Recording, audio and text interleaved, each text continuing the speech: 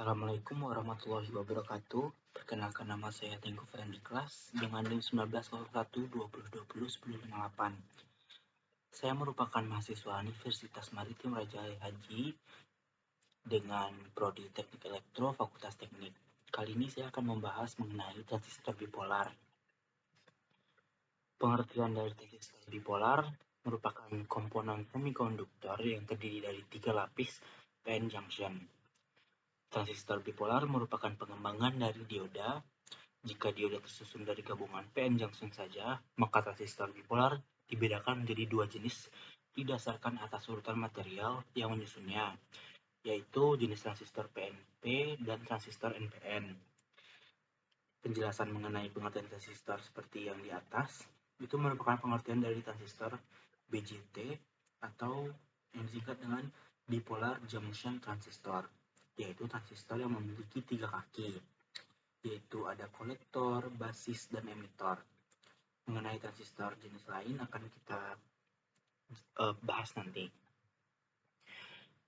Lalu ada karakteristik dari transistor bipolar. Yang pertama adalah transistor NPN, merupakan transistor bipolar yang merupakan arus listrik kecil dan tegangan positif pada terminal basis untuk mengendalikan aliran arus dan tegangan yang lebih besar dari kolektor ke emitor.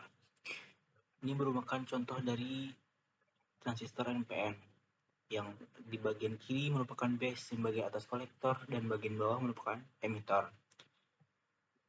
Lalu yang kedua ada transistor PNP, adalah transistor bipolar yang menggunakan arus listrik kecil dan tegangan negatif pada terminal basis untuk mengendalikan aliran arus dan tegangan yang lebih besar dari emitor ke kolektor. Dari aliran arus dan tegangan lebih besar dari emitor ke kolektor. Kalau yang NPN dari kolektor ke emitor. Selanjutnya ada prinsip kerja. Dalam mengoperasikan transistor bipolar, kita perlu memberikan tegangan kerja pada transistor.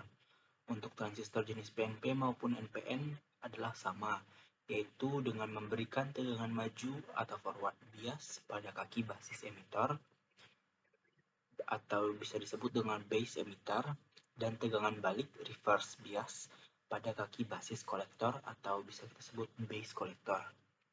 Seperti pada gambar di bagian ini.